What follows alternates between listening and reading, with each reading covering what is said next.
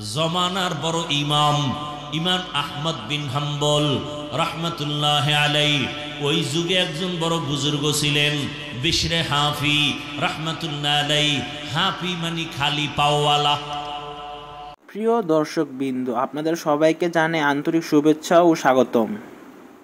ইসলাম একটি পূর্ণাঙ্গ জীবন ব্যবস্থা, যা আমাদেরকে শিখায় কিভাবে নিজের জীবনকে চলতে হবে, কিভাবে নিজেকে কথা বলতে হবে, আর কিভাবে আল্লাহ তাআলার সন্তুষ্টি অর্জন করতে হবে। আজ আমরা কোরআন ও হাদিসের আলো থেকে শিক্ষা অর্জন করব, জ্ঞান অর্জন করব এবং নিজেকে একটি ভালো মুসলমান বানানোর চেষ্টা করব।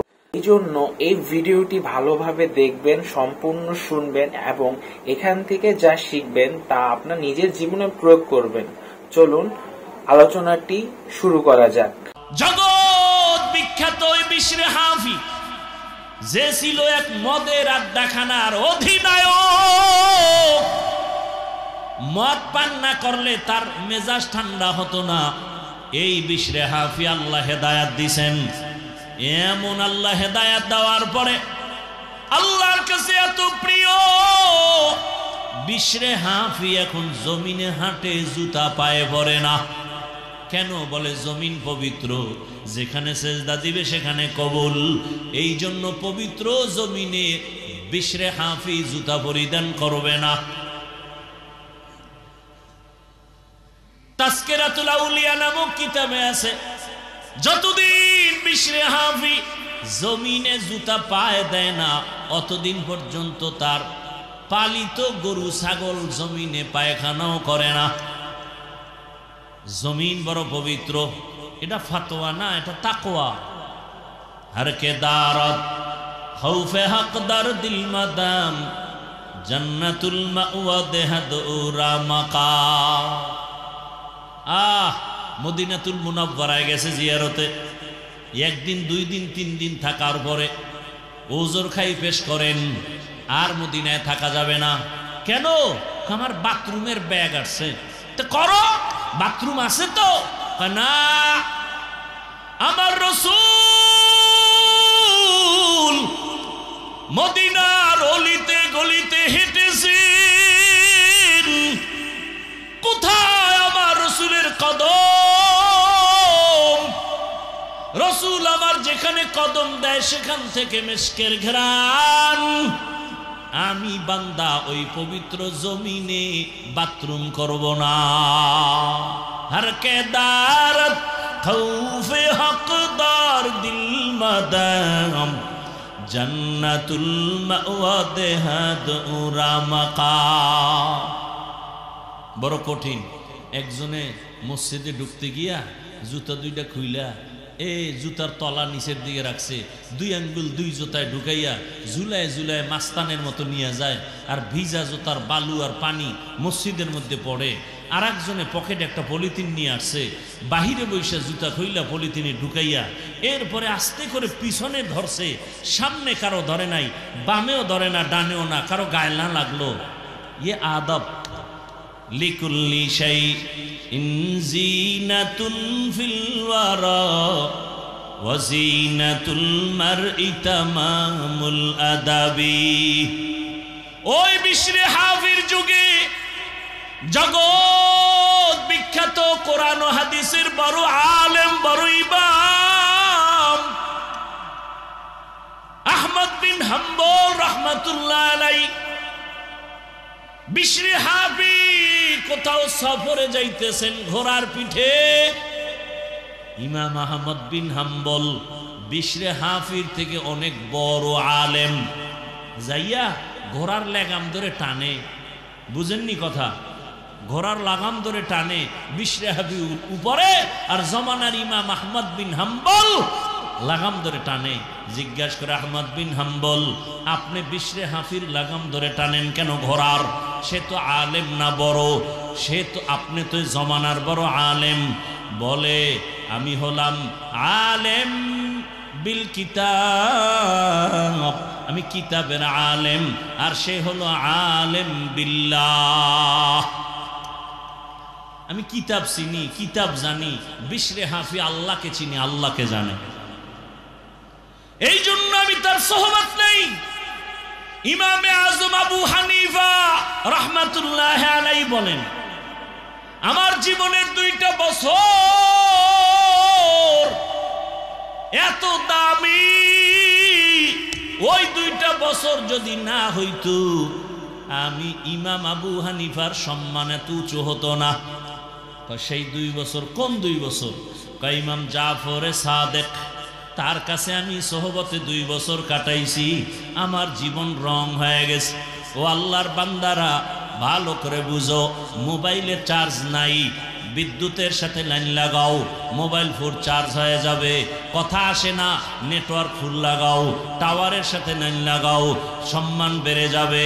ও দুনিয়ার মানুষ, ভালো করে বুঝো, স্বর্ণ কিন্তু মাটির মধ্যে থাকে, পদার্থ খনির মধ্যে থাকে, ওখান থেকে বেছে বেছে বের করে ধুইয়া ধুইয়া শোধন করিয়া এরপরে বের করা হয়। বের করার পরে চকচক করে, এরপরে তার দাম বেড়ে যায়। এটাকে কেউ অমূল্য মনে করে না, ফালাইয়াও দেয় না। এর নবীর উম্মত, দুনিয়াতে দেখো, বড় ডাক্তার হতে হলে বড় অভিজ্ঞ ডাক্তারের পেছনে পেছনে ট্রেনিং দেয়নি? শুধু লেখাপড়া যথেষ্ট না, দুনিয়ার লাইনে যদি নিজের দামি বানাইতে চাও, দামি দামি আল্লাহওয়ালার সাথে সম্পর্ক জোড়ায় দাও। সাহাবায়ে কেরামরা রাসূলের স্পর্শ পেয়েছেন, এতটা দাম হয়ে গেল। দুনিয়াতে কোরআনের সাথে সম্পর্ক। আমি হাফিজুর রহমানের গায়ের জামার কাপড়ের গজ অনেক বড় দামি। আরে কত দামি? কয় বাংলাদেশে এখন 1 কোটি টাকা দিলেই জামাটার কাপড় আর কেউ পায় না। 1 কোটি টাকার এই কাপড় যদি এখন আমাকে কেউ দেয়, আমি এখন বিক্রি করে দিব। 1.5 কোটি টাকা বিক্রি হয়ে যায়, 50 লাখ লাভ। বাংলাদেশের কোথাও কাপড় নাই। গার্মেন্টস ফ্যাক্টরি যারা কাপড় বানায়, অর্ডার দিলাম আইনা দেন, 1 কোটি টাকার কাপড় আনেন, কালকে দিয়ে দিই। কিন্তু এই কাপড় পাড়ায় পইরা গেলে খুইলা রাখলে পাড়ায় পায়ের নিচে থাকে। কিন্তু দোকানের একটা সামান্য কাপড়,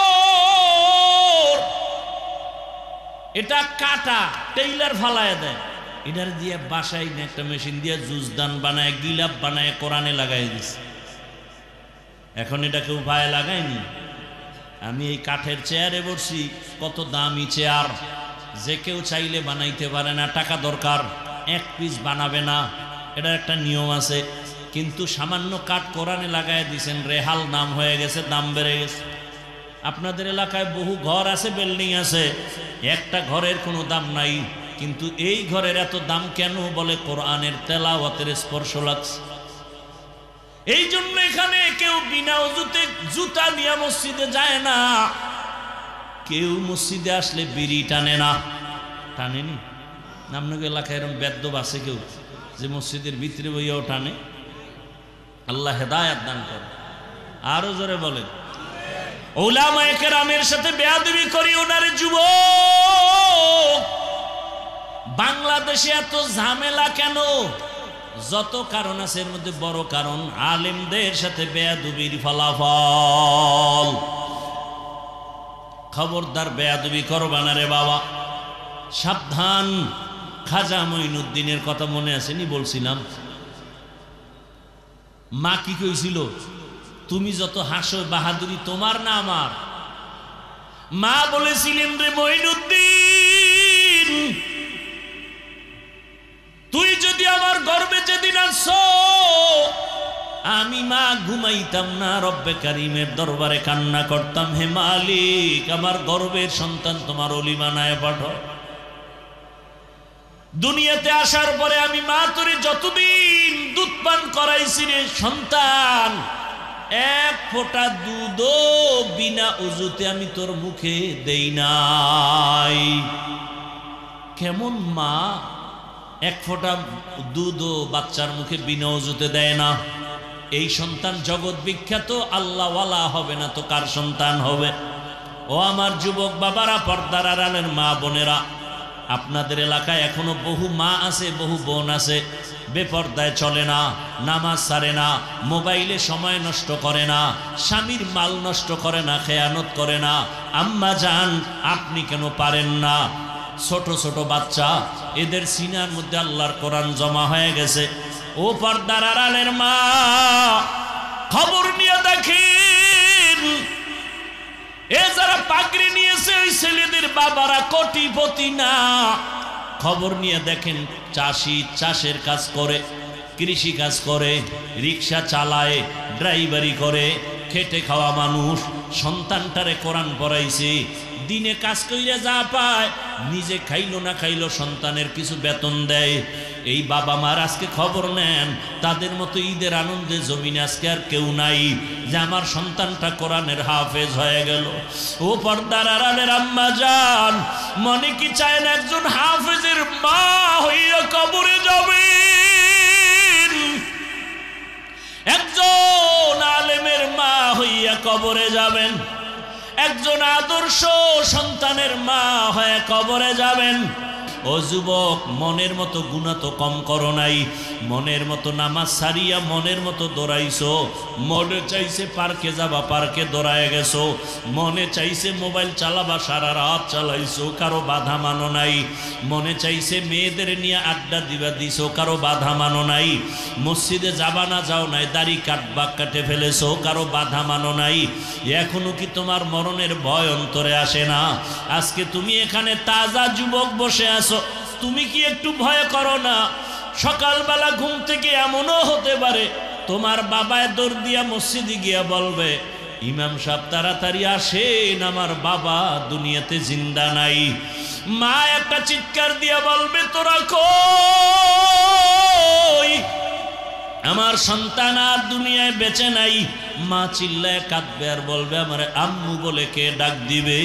ও আল্লাহর বান্দারা, কেউ ডাক দেখবা, কেউ দৌড়াবে কাফন কিনার জন্য, বাবায় বলবে কেউ যা কবর খনন করার জন্য, আবার কাউকে পাঠাবে গরম পানি কর, আবার ছেলের চির বিদায়ের গোসল দেওয়া হবে। কেউ যাবে বাঁশবাগানে কবর খনন করার জন্য। রে যুবক, এরে কয়দিন আগে দেখছো বিদেশ থেকে টাকা নিয়ে আসে, গাড়ির মধ্যে ছেলে মেয়ে সহ বাড়ি যায়, রাস্তায় বাড়ি যাওয়ার আগে পানির মধ্যে পইরা মহিলাও মারা গেছে, বাচ্চাও মারা গেছে। দেখো নাই? এরে আল্লাহর বান্দা, এই তো দুনিয়া। ওই বিদেশি লোকটা হাউ মাউ করে কান্না করে, আমার জীবনটা শেষ হয়ে গেল, আমার কোলে বাচ্চাটাও মারা গেল, আমার সামনে স্ত্রীও মারা গেল, বাসা পর্যন্ত যেতে পারলাম না। কিসের যৌবনের বাহাদুরি করো? পানির মধ্যে তাকায় দেখ যুবকের লাশ, ঘুমের বিছানায় তাকায় দেখ লাশ, গাড়ির নিচে যুবকের লাশ। ওরে মায়ের কান্না শুরু হয়ে যাবে, তাকাইয়া দেখবি রে যুবক, আপনজনের আইসা তোর গায়ের গেঞ্জিটা বেলেট দিয়া কেটে কেটে রাখবে, গোসল করাইয়া যখন কাফন পরাবে, খাটে উঠাবে, মসজিদের খাটিয়া ঘরের দরজায় তোমারে আমারে খাটে উঠাইয়া যখন ঘর থেকে জানাজার ময়দানে নিবে, আম্মা জান জানালা দিয়া চিৎকার দিয়া বলবে, আমার বাবারে কই নাও, শেষবারের মতো একটু চেহারাটা দেখাইয়া যাও, আমার বাবারে আর জীবনে বুঝি দেখতে পারবো না। চির বিদায় দিয়া দিবে সবাই। জানাজা পড়াইয়া ওই বাঁশবাগানে যেখানে দিনেও কেউ যায় না ভয়, ওইখানে তোমাকে আমাকে শোয়াইয়া মাটি দিয়া বিদায় হয়ে যাবে। আন্তর্জাতিক এক চক্রান্ত আর ষড়যন্ত্র চলতেছে উম্মতের অন্তরে আলেমদের প্রতি ঘৃণা জমানোর জন্য। কারণ আপনারা যদি আমাকে ঘৃণা করেন, আমার বয়ান আর শুনবেন না, আমার প্রতি আপনাদের খারাপ ধারণা আসলে আমার পেছনে আর নামাজ পড়বেন না। ইসলাম বন্ধ করো বলতে হবে না, এই আকাম করলে অটো ইসলাম বন্ধ হয়ে যায়। দেখেন না, সব ওলামায়ে কেরাম আমরা খুশি, দেশের যে পরিস্থিতি এই মুহূর্তে একটা সুযোগ ইসলামের জন্য, কিন্তু একটু মুখেই বলি, বাস্তবে সব দ্বিমুখী দৌড়াচ্ছি। এবং আলেমরা যেন এক না হয় এজন্য কোটি কোটি টাকা ব্যয় করা হচ্ছে এদের পেছনে, যে আলেম যেন এক না হয়। আলেম ওলামা এক হয়ে গেলে নাস্তিকদের ঘুম হারাম, দুর্নীতিবাজ আর দুর্নীতি করতে পারবে না। কারণ আলেম ওলামারা উম্মতের দায়িত্ব নিলে কিছু হোক না হোক এদেশে কোনো জুলুম হবে না, জালেমরা পছন্দ করে না, দুর্নীতিবাজরা চায় না এদেশে ইসলাম আসুক। দেখেন না নেতারা স্টেজে কত বক্তব্য দেয়, এই হুজুর গো বয়ান শুনলে হবে না, আমল করা লাগবে। কারণ মাঠের থেকে আপনারা কেন বলেন না যে আপনার আমলের দাড়ি কই? মানে আপনাদের বলে বলে ইসলাম ছাড়া শান্তির ধর্ম আর কোথাও নাই, বলে ঠিক, সে মানে বলেন মানে না কেন? দুনিয়ার সবাই জানে ইসলাম শান্তি দেয়, মানে না কেন? তার মন মতো আকাম করতে পারবে না, এজন্য মানে না। দেখেন হুজুরগো অনেকে ভালোবাসে, কিন্তু হুজুরগো ক্ষমতায় আসতে দিবে না। মহিলারাও কায় না, আইলেই হাত মোজা পরাইব, পায়ে মোজা লাগাই দিব, দরকার নাই হুজুরগো হাদিয়া জনমের মতো দাও, ভালোবাসা দাও, ফল ফুরুট যা চায় দাও, ক্ষমতায় আনতে গেলে ঝামেলা। এখন কিছু কিছু হুজুর চিন্তা করে তাহলে ইসলামটারে আরো হালকা বানাই, যে তুমি যা করবা এটাই ইসলাম, কোনো কঠিন কিছু নেই। কত দিকের মুসিবতে যে আমরা পড়ে আছি আর কোনো শেষ নাই। বাইতুল্লাহ গেলাম, রসুলের রওজা মোবারকে গেলাম, সেখানে সারা দুনিয়ার কত লাইনের মুসলমান নামাজে দাঁড়ানো। কাউকে দেখলাম পাও কেবলার দিকে দিয়া টান টান হয়ে ঘুমাচ্ছে, একামত হয়ে গেছে, নামাজে দাঁড়ায় গেছে, আর দিল পরিষ্কার, উজু লাগবে না। আর একজনকে দেখলাম নামাজে দাঁড়ায় মোবাইল আসছে বের করে কথা বলতেছে, কথা বললাম মোবাইল রেখে দিছে, নামাজ যায় নাই, কারণ দিল ঠিক। আর একজনকে দেখলাম বুকে হাত বাঁধা, কেউ সাইরা দিয়ে দাঁড়ায় রয়েছে, হাত বাঁধেই না। কেউ বুকে বাঁধলে হাত নাবির নিচে ওলারা বেজার, নাবির নিচে হাত বাঁধলে বুকে যারা বাঁধে এরা বেজার। একজনের কথা আমার বান্দারই দরকার নেই, সাইরে দিয়ে খারায় দেয়। তুই মক্কায় এই অবস্থা আছে না নাই? আছে। একজনকে দেখলাম সেজদায় যাওয়ার আগে, এবার দেখিস কপাল এই একটা কি যেন পকেট থেকে বাইর করে এই পরিমাণ, এটা কপালের নিচে দিয়ে সেজদা দেয়। খবর নিয়ে দেখলাম ওদের অন্তরের আকীদা হইল ইবলিস সেজদা দিয়ে জমিন নাপাক করছে, এই জন্য জমিনে দেয় না, একটা কাঠের টুকরা রাখে পাতলা, ওইটার উপরে দেয়।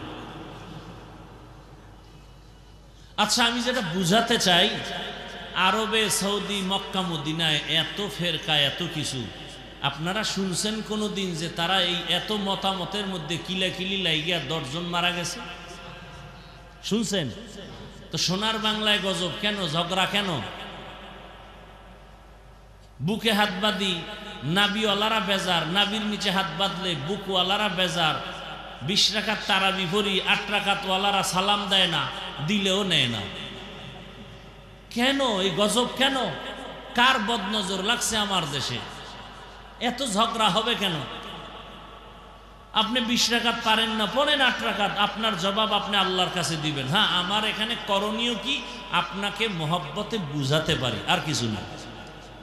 গালি দিবেন, সালাম দিবেন না, দিলেও নিবেন না, এটা কোন রসুলের আদর্শ? আল্লাহ হেদায়েত দান করুন। যাই হোক, অনেক কথা বলে ফেললাম। বয়ান যতটুকুই করব শুধু আপনাদের ধৈর্যের উপরে। উঠবেন, আস্তে হাত উঠে মোনাজাত দিয়ে চলে যাব। কোরআনে হাকিমের এক আয়াত পড়ছি, রসুলের একটি হাদিসের অংশ পড়েছি, তরজমাটা বলে নেই, এরপরে কিছু ব্যাখ্যা। ওয়া আম্মা মান খাফা মাকাম রাব্বিহি ওয়া নাহান নাফসা আনিল হাওয়া ফাইন্নাল জান্নাতা হিয়াল মাওয়া। আল্লাহ বলেন, হাসরের ময়দানে আমার আদালতে দাঁড়াইয়া হিসাব দেওয়ার ভয়ে দুনিয়াতে যারা জিন্দা অবস্থায় নিজেকে গুনাহ থেকে বাঁচায় রাখবে, আমি আল্লাহ ওয়াদা করলাম তাকে বিনা হিসাবে জান্নাত দিব। নবীজি বলেন, ইত্তাকিল মাহারিম তাকুন আবাদান নাস। ও দুনিয়ার উম্মতের দল, সমস্ত অবৈধ হারাম থেকে নিজেরা বাঁচাও, আল্লাহ তোমার মর্যাদা মানুষের কাছে বাড়ায় দিবেন, আল্লাহর কাছেও বেড়ে যাবে। হারাম থেকে বাঁচো। আল্লাহ আদম নবীর তরজমা শেষ, এবার ব্যাখ্যা শুরু। আল্লাহ পাক আদম আলাইহিস সালামকে জান্নাতে দিয়া বললেন উসকুন আনতা ওয়া যাওজুকাল জান্নাহ, হে আদম তোমার স্ত্রীকে নিয়া হাওয়াকে নিয়া তোমরা জান্নাতে থাকো। ওয়াকুলা মিনহা রাগাদান হাইসু শিতুমা, মনে যা চায় ঘুরু আর খাও।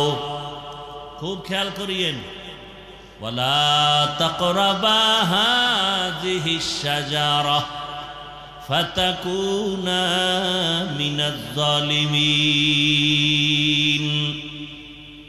একটা গাছের দিকে ইশারা করে বললেন ওই গাছের কাছেও যাইবা না, যদি যাও সীমা লঙ্ঘনকারীদের অন্তর্ভুক্ত হয়ে যাবে। খুব খেয়াল করছেন আপনারা? আদম নবী জান্নাতে থাকবে, মনে যা চায় খাও। একটা গাছের দিকে ইশারা করে বললেন ওখানে যাবাই না। কেন? ওই গাছটার মধ্যে কি আগুন ছিল? না। গাছটা কি কাঁটাওয়ালা? না। গাছের ফলে কি বিষ? বলে না। ফলটা ভিটামিন যুক্ত, শরীরের জন্য ভালো। নিষেধ করলেন কেন? আল্লাহ বলেন আমি কিয়ামত পর্যন্ত একটা বিধান কায়েম করার জন্য নিষেধ করেছি। বাবারে যেমন বিধান দিয়েছি সন্তানেরও সে একই বিধান।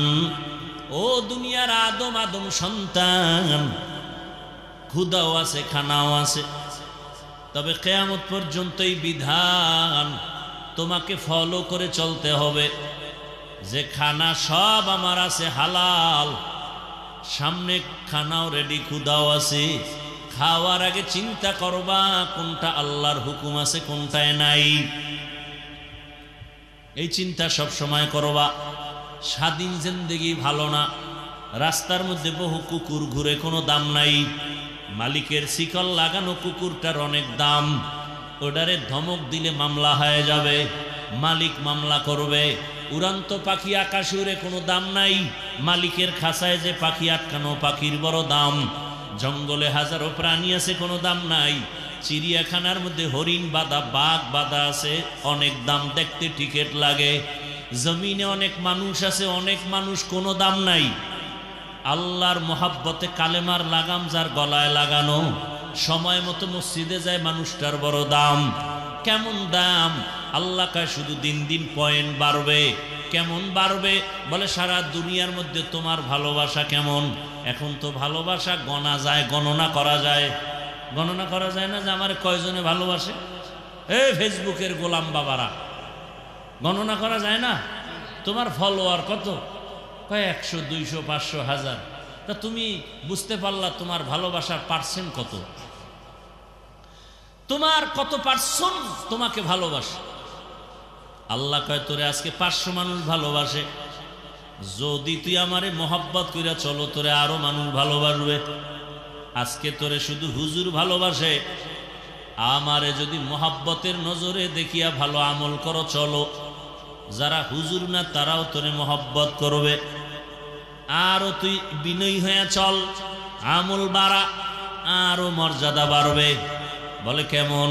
এখন তোরে মুমিন ভালোবাসে, কিছুদিন পরে বেঈমানরাও তোরে স্যালিউট দিবে, তুই যা বলবি মেনে নিবে। খাজা মঈনুদ্দিনের ইতিহাস পড়ো। ভারতের জমিনে মদিনাতুল মুনাওয়ারা থেকে দাওয়াত দিতে আসছেন। মদিনাতুল মুনাওয়ারা থেকে ভারতের জমিনে ঘুরে ঘুরে কালেমার দাওয়াত। লক্ষ লক্ষ বিধর্মী তার হাতে কালেমা পড়েছেন। মায়ের কাছে গিয়ে মঈনুদ্দিন বড় আনন্দ, হাসে আর খুশি। আম্মা জান বলেন মঈনুদ্দিন এত হাসো কেন, আনন্দিত কেন? কয় আম্মা জান ভারতের ভেতরে অনেক মানুষ আমার হাতে কালেমা পড়েছে, লক্ষ লক্ষ লক্ষ লক্ষ। মা কয় এটা তোর বাহাদুরি কি? আসলে সব বাহাদুরি আমি মায়ের। কার? খাজা মঈনুদ্দিন চিশতি আজমিরি বলেন মা তোমার কিসের বাহাদুরি একটু বলো। মা বলে সন্তান আমার গর্ভে তুই যখন আসছো, আল্লাহর জাতের কসম আমি এক রাত ঘুমাই নাই, সেজদায় পড়ে মালিকের দরবারে কান্না করেছি। ও দয়ার মালিক, আমার গর্বের সন্তানকে তোমার ওলি হিসাবে তুমি পাঠাও। দোয়া না করলে হবে? ইব্রাহিম নবী দোয়া করেন, রব্বি হাবলি মিনাস সালিহিন। আল্লাহ বলেন, ফাবাশশারনাহু বিগুলামিন হালিম। দোয়া বড় দামি এক সম্পদ। আদ-দুআউ হুয়াল ইবাদাহ। রহমতের নবী বলেন, দোয়া হলো আলাদা একটা স্বতন্ত্র ইবাদতের অংশ। এরে নবীরা আশিক, তাহলে তোমাকে দুনিয়ার সব বেঈমানরাও ভালোবাসবে। কয় আরো কি মর্যাদা বাড়বে নাকি? বলে হ্যাঁ, আরো আমল বাড়াও, মর্যাদা বাড়বে। বল কেমনে? এখন তোমাকে জগতের মুমিন বেঈমান সবাই ভালোবাসে, কিছুদিন পরে দেখবা তোমার উপরের ভালোবাসা বেড়ে যাবে। উড়ন্ত পাখিও তোমারে ভালোবাসবে, নদীর মাছ তোমারে ভালোবাসবে, জঙ্গলের প্রাণী তোমারে ভালোবাসবে। তখন তুমি বাঘের সাথে কথা বলবা, বাঘ শুনবে, পাখিরে কথা বলবা, পাখি শুনবে। এরকম ঘটনা জমিনে আছে না নাই? খাকো বাদ আবো আতিশ বান্দান বামানো তু মুর্দা বাহক জিন্দা। উজানি একটা জায়গা আছে, কচুয়া থানা, চাঁদপুর জেলা, কুমিল্লার পার্শ্বে। এর পাশে আর একটা জেলা আছে, নোয়াখালী। নোয়াখালী জমিনের এক সন্তান, কোটিপতির সন্তান। বাবায় টাকার বালিশ বানায় ঘুমায়, বলতে গেলে এই পরিমাণ টাকা। এর সন্তান কোন এলাকা? নোয়াখালী। বাবার টাকা পয়সা বাদ দিয়া বের হয়ে গেলেন ঘর থেকে। না, টাকা পয়সা দরকার নাই, এক টানে চলে গেলেন ভারতে, দেওবন্দ। মাওলানা হলেন, কিরাআতে সাবআ পড়লেন। এরপরে রশিদ আহমদ গাঙ্গুহি দরবারে গেলেন, সেখানে বায়াত গ্রহণ করলেন। তাসকিয়ার সবক নিয়া বাইতুল্লাহর পার্শ্বে গেলেন, পার্শ্বে এক মসজিদ একটু দূরে, ওখানে গিয়া তেলাওয়াত শুরু করলেন। মক্কার মানুষ বড় আশেক হয়ে গেল। হুজুর আপনার বাড়ি কই? কয় বাংলাদেশ। আপনার তেলাওয়াত এত মজা লাগছে, আমাদের মসজিদে আপনি ইমামতি করেন। ইমামতিতে রাজি হয়ে গেলেন। কিছুদিন পরে বিবাহের প্রয়োজন। সৌদি আরবের মানুষ এতটাই পাগল হয়ে গেল, মেয়েকে বিবাহ দিবেন, তবে শর্ত বাংলাদেশে নেওয়া যাবে না। এই শর্তে বিয়া হয়ে গেল। বিবাহ করার পরে কিছুদিন থাকলেন। রশিদ আহমদ গাঙ্গুহি চিঠি লিখলেন, ও বাংলাদেশের কারি ইব্রাহিম, বাংলাদেশে গিয়া তাড়াতাড়ি খেদমত শুরু করে দাও। হজরতের চিঠি পাইয়া বিবিকে বললেন, যাবা নাকি থাকবা? শর্ত তো না নেওয়ার। বলে আমি যাব। পরিবারের অনুমতি নিয়ে দেশে আসলেন। নোয়াখালীর জমিন বাদ দিয়া চাঁদপুর জেলার কচুয়া থানা, ওখানের এলাকার একটা নাম উজানি। হিন্দুদের মালিকানা, বিশাল বড় জঙ্গলওয়ালা জমিন খরিদ করলেন। করার পরে ভেতরে পরিচ্ছন্ন করার জন্য ঢুকলেন। গিয়া দেখে একটা গম্বুজ দেখা যায়। গম্বুজের ভেতর একটা বাঘ তার বাচ্চাকে দুধ পান করায়। ওই গম্বুজটা এখনো আছে। উজানি গেলে দেখবেন বিশাল বড় মসজিদের দক্ষিণ পশ্চিম কর্নারে ওই গম্বুজ। কারি ইব্রাহিম কয়, রে বাঘ, বনিয়াদম এখানে আসছে, থাকবে, তুমি তোমার গন্তব্যে চলে যাও। কারি ইব্রাহিমে কথা বলা মাত্র কুমিল্লা জেলার একটা থানা আছে লালমাই।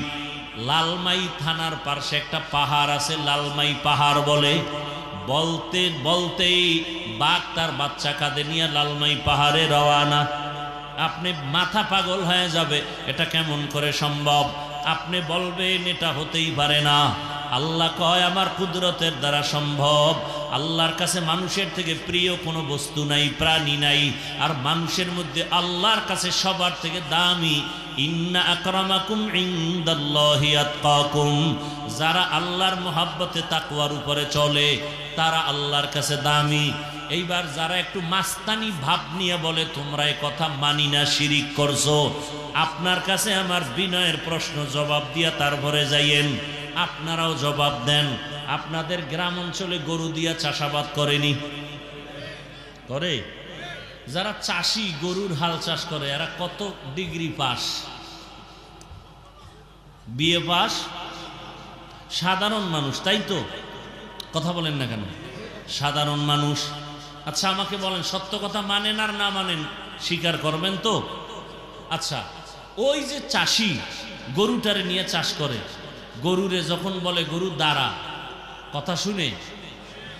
গরুরে যদি বলে ডানে যা, যায়? বামে যা, যায়? মাঠের মধ্যে 500 হাঁস পানির মধ্যে ওরা ঘুরতেছে, হাসতেছে, খেলতেছে।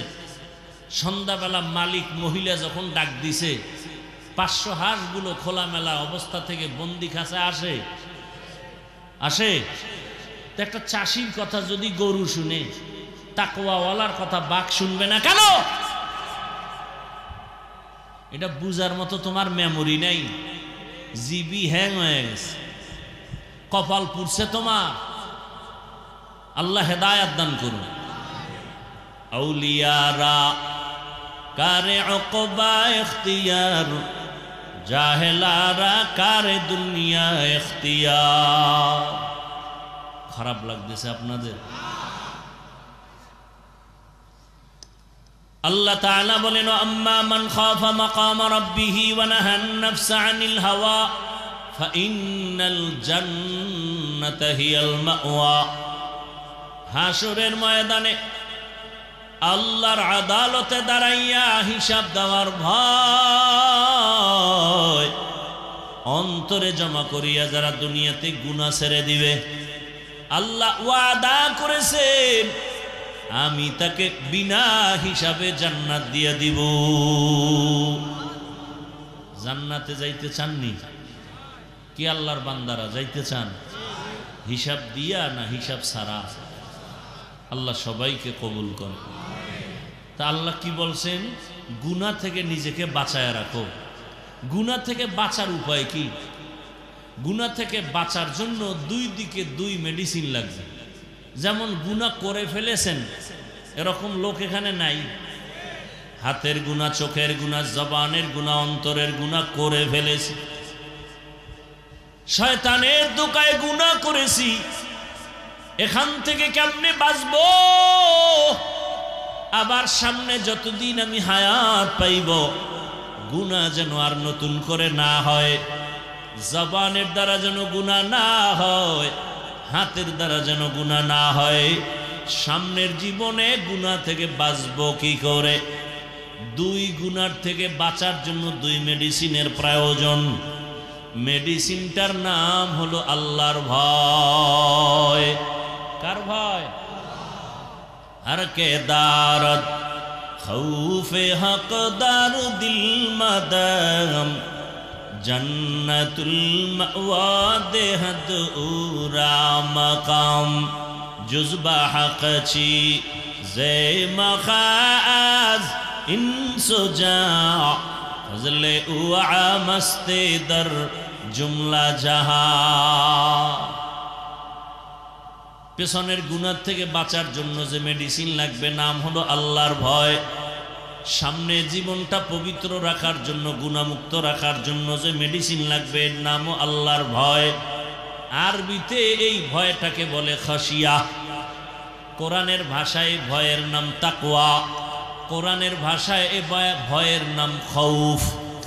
লাউ আনজালনা হাযাল কুরআনা আলা জাবালিন লারাইতাহু খাশিআ خاشعا متصدعا من خشية الله।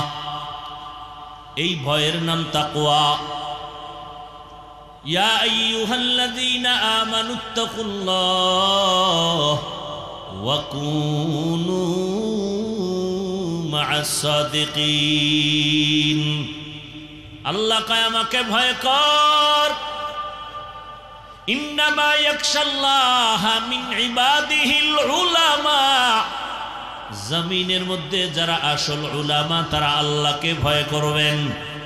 খশিয়াও মানি আল্লাহর ভয়, তাকওয়াও মানি আল্লাহর ভয়, খাউফুন মানি আল্লাহর ভয়। অতীতের গুনাহ থেকে বাঁচার জন্য আল্লাহর ভয় অন্তরে জমা করো। ভয়ের নাম খশিয়া। সামনের জীবনে যেন গুনাহ না হয়, এজন্য যেই ভয়টা লাগবে ওই ভয়ের নাম তাকওয়া। পেছনে আল্লাহর ভয় নিয়ে তওবা করো, সামনে যেন তোমার আমার দ্বারা গুনাহ না হয়। জীবনে তো গুনাহ কম করো না এর যুবক বাবা। ও আমার যুবক, গুনাহ করতে করতে করতে করতে চেহারাটা নষ্ট। এত গুনাহ জীবনে করেছে রে বাবা। আমি এতক্ষণ আপনাদের যে বয়ান শুনাইতেছি একবারও কিন্তু বলি নাই সবাই গুনাহ সারিয়া স্কুলে যারা আছো স্কুলে তালা দিয়া মাদ্রাসায় যাও। একবারও বলি নাই তাবলিগে যাও। একবারও বলি নাই আমার মতো হুজুর হও। একবারও বলি নাই তুমি পীরের কাছে যাও। কি বলতে চাই ভালো করে শুনো হে যুবক বাবারা। দুনিয়াটা কিছুই না। তুমি স্কুলে পড়ো, আমি হাফিজুর রহমান তোমাকে সাহস দিয়া যাই, দোয়াও করে যাই। স্কুল ছাড়িও না, কলেজ ছাড়িও না।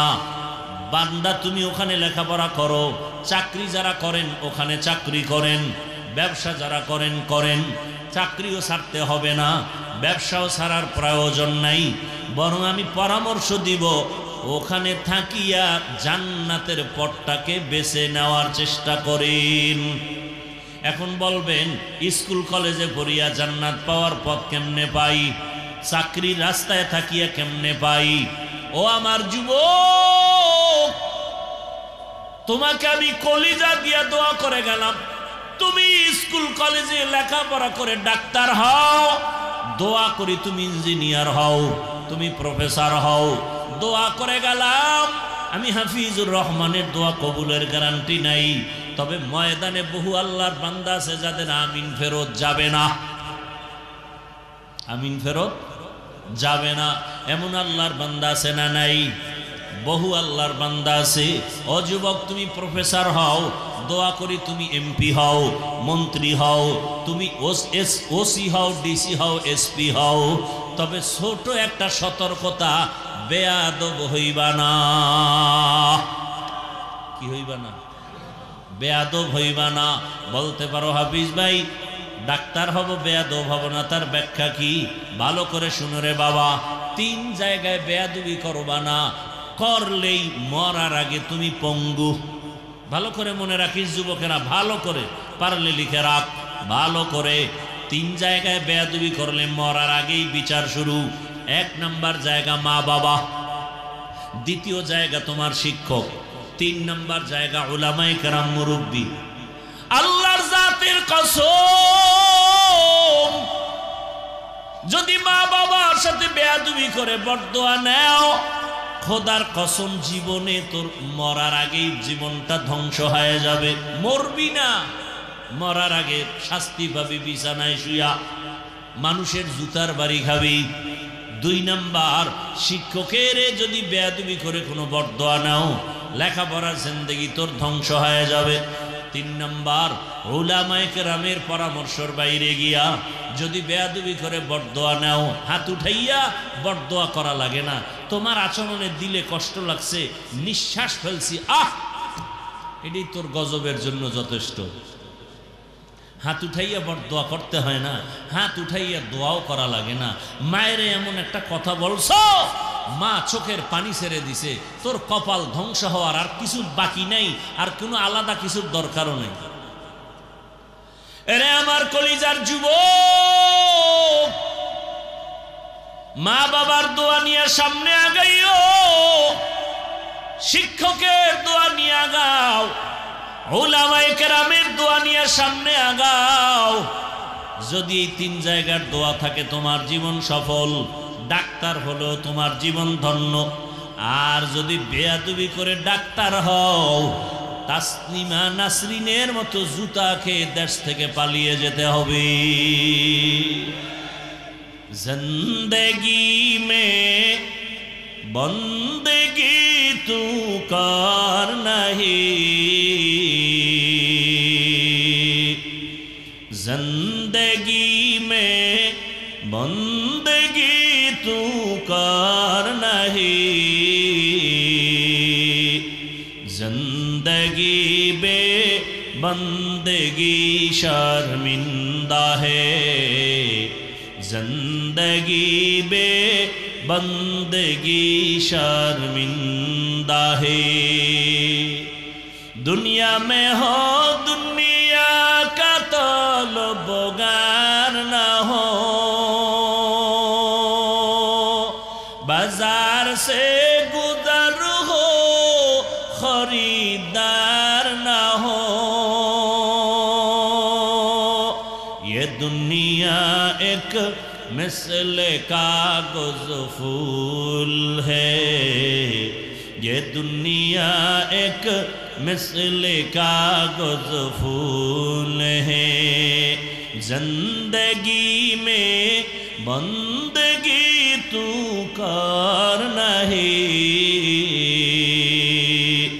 जिंदगी बे बंदगी शर्मिंदा है, जिंदगी बे बंदगी शर्मिंदा है। जिंदगी में बंदगी कुन बंदगी, बंदगी बे जिंदगी शर्मिंदगी। কয় জায়গার থেকে দোয়া লাগবে? এক নাম্বার জায়গা মা বাবা, দ্বিতীয় শিক্ষক। আল্লাহর কসম, শিক্ষকের যদি বরদোয়া লাগে লেখাপড়া ধ্বংস। রাস্তায় চলতে গিয়া বহু তোমার মতো যুবক দেখি অর্ধুলাঙ্গ পাগল, কিন্তু ইংলিশে কথা বলে। এমন পাগল দেখছেন নি? রাস্তার পাগল কেমনে কথা কয়? ইংলিশ। আবার এক পাগল দেখলাম আরবিতে কথা বলে। আরে পাগল হইয়া কি আবার ইংলিশে কোচিং করলো নি? না না, তো ব্যাপার কি? বলে ভালো ছাত্র ছিল, শিক্ষকের সাথে বেয়াদবি করে পাগল হয়ে গেছে। লিকুল্লি শাইইনাতুন ফিল ওয়ারা ওয়া যিনাতুল মারই তামামুল আদাবি, আজ খোদা খা হি মে তৌফিক আদব, বেআদব মাহরুমে গশ আজ ফজলে রা। তিন নাম্বার জায়গা কি? ওলামায়ে আহলে হক। ওলামায়ে কেরামের সাথে বেয়াদবি করলে কপাল খারাপ। জমানার বড় ইমাম ইমাম আহমদ বিন হাম্বল রহমতুল্লাহ আলাইহি, ওই যুগে একজন বড় বুজুর্গ ছিলেন বিশরে হাফি রহমতুল্লাহ আলাইহি। হাফি মানে খালি পাওয়ালা। জগৎ বিখ্যাত ওই বিশরে হাফি, যে ছিল এক মদের আড্ডাখানার অধিনায়ক। মদ পান না করলে তার মেজাজ ঠান্ডা হতো না। এই বিশরে হাফি আল্লাহ হেদায়াত দিছেন। এমন আল্লাহ হেদায়াত দেওয়ার পরে আল্লাহর কাছে এত প্রিয়, বিশরে হাফি এখন জমিনে হাঁটে, জুতা পায়ে পড়ে না। কেন? বলে জমিন পবিত্র, যেখানে সেজদা দিবে সেখানে কবুল। এই জন্য পবিত্র জমিনে বিশরে হাফি জুতা পরিধান করবে না।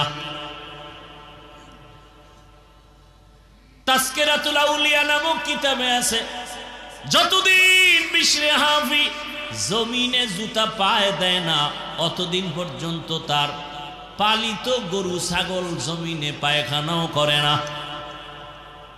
জমিন বড় পবিত্র। এটা ফাতোয়া না, এটা তাকওয়া।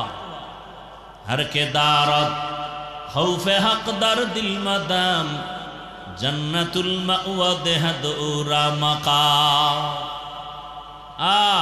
মদিনাতুল মুনাওয়ারায় গেছে জিয়ারতে, একদিন দুই দিন তিন দিন থাকার পরে ওজোর খাই পেশ করেন, আর মদিনায় থাকা যাবে না। কেন? আমার বাথরুমের ব্যাগ আসছে। তো করো, বাথরুম আছে তো? না, আমার রাসূল মদিনার অলিতে গলিতে হেঁটেছেন। কোথায় আমার রাসূলের কদম?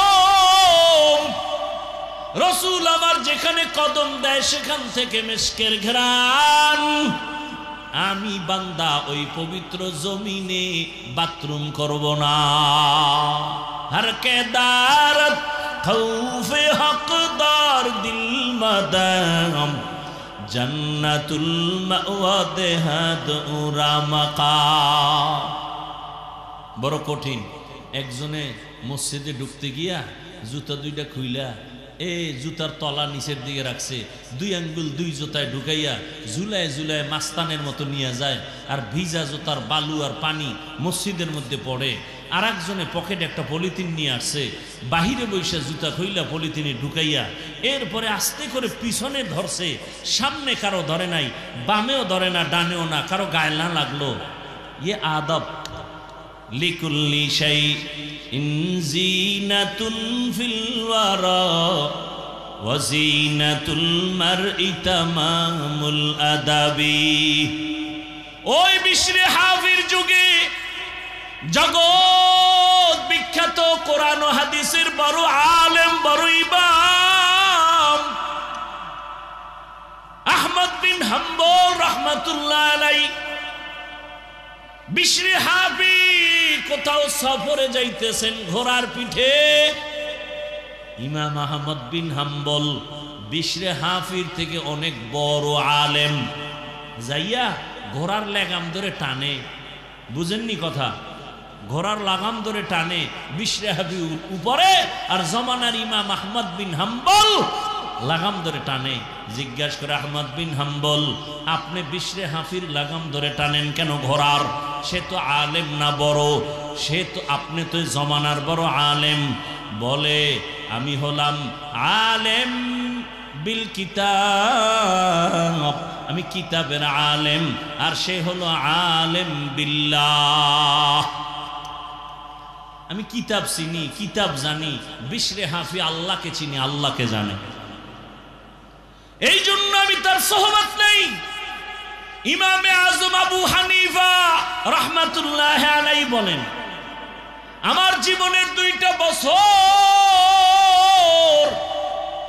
এত দামি, ওই 2টা বছর যদি না হইতো আমি ইমাম আবু হানিফার সম্মান এত উঁচু হতো না। সেই 2 বছর কোন 2 বছর? ইমাম জাফরে সাদেক, তার কাছে আমি সোহবতে 2 বছর কাটাইছি, আমার জীবন রং হয়ে গেছে। ও আল্লাহর বান্দারা, ভালো করে বুঝো, মোবাইলে চার্জ নাই, বিদ্যুতের সাথে লাইন লাগাও, মোবাইল ফোন চার্জ হয়ে যাবে। কথা আসে না, নেটওয়ার্ক ফুল লাগাও, টাওয়ারের সাথে লাইন লাগাও, সম্মান বেড়ে যাবে। ও দুনিয়ার মানুষ, ভালো করে বুঝো, স্বর্ণ কিন্তু মাটির মধ্যে থাকে, পদার্থ খনির মধ্যে থাকে, ওখান থেকে বেছে বেছে বের করে ধুইয়া ধুইয়া শোধন করিয়া এরপরে বের করা হয়।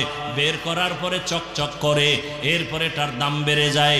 এটাকে কেউ অমূল্য মনে করে না, ফালাইয়াও দেয় না।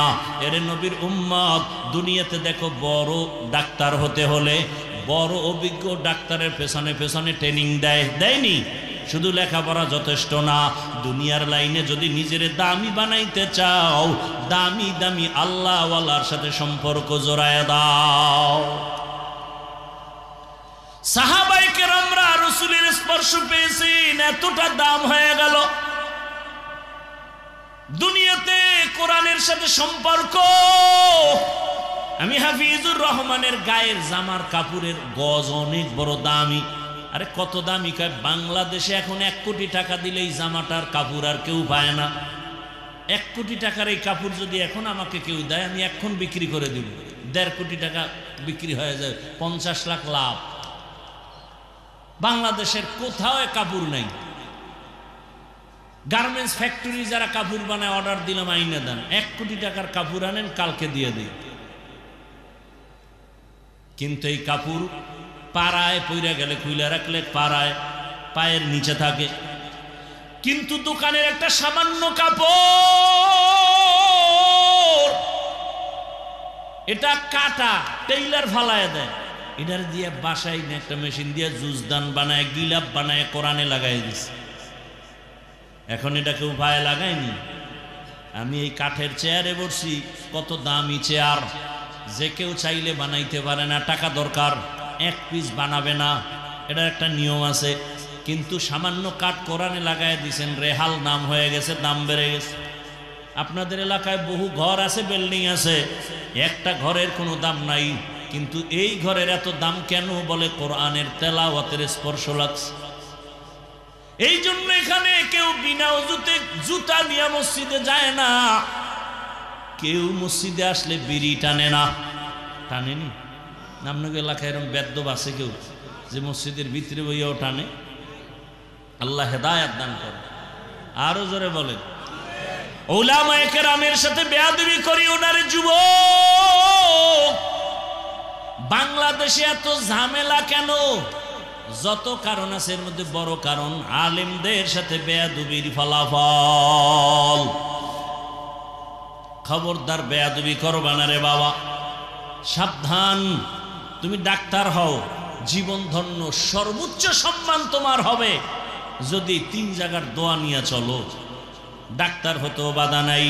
এবার বলবা হাফিজ ভাই এটা কি সম্ভব?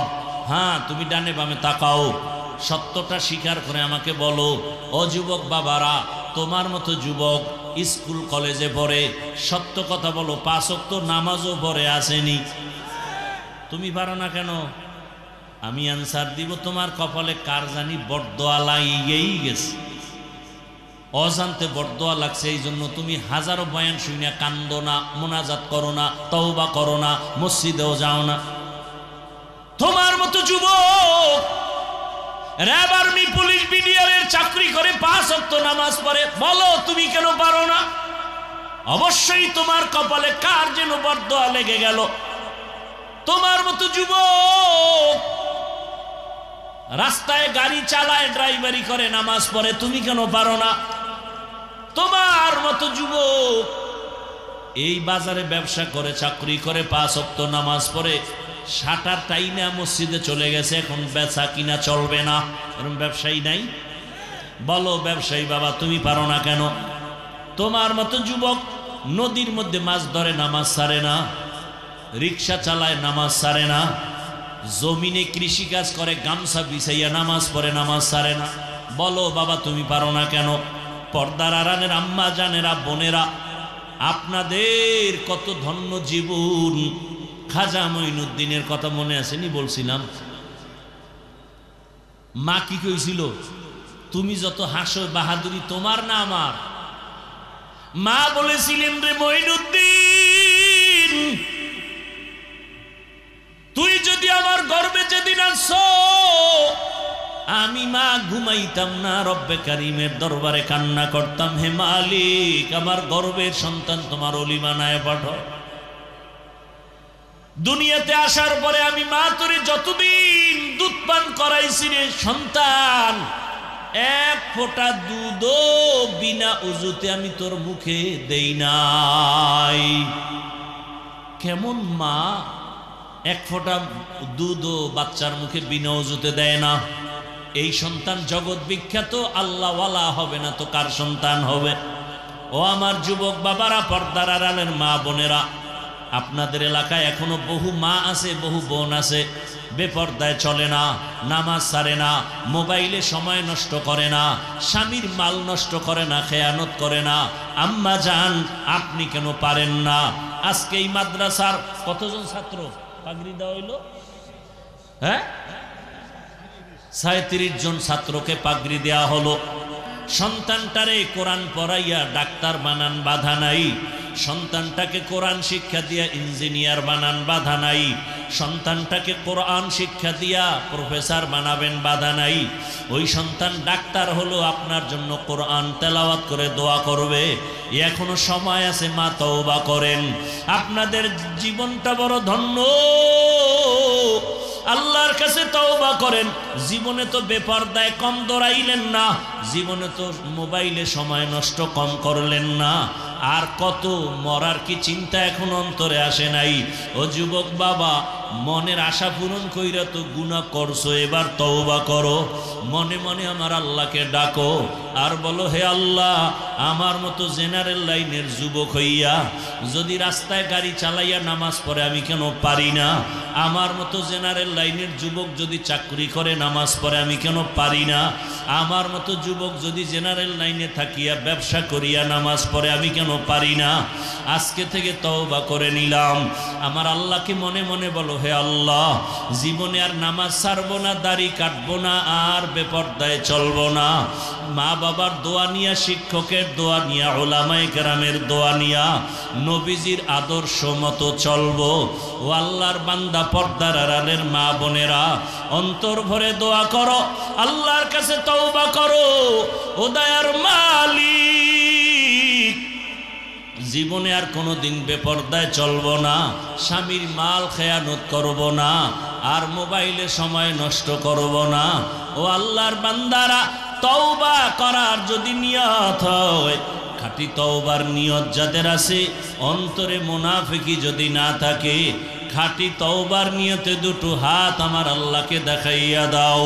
আয় আল্লাহ, আমাদের তওবা কবুল করে নেন। আয় আল্লাহ, তওবার উপরে মজবুত হয়ে চলার তৌফিক দান করেন। আয় আল্লাহ, আমাদের জীবনের গুনাহমুক্ত জীবন দান করেন।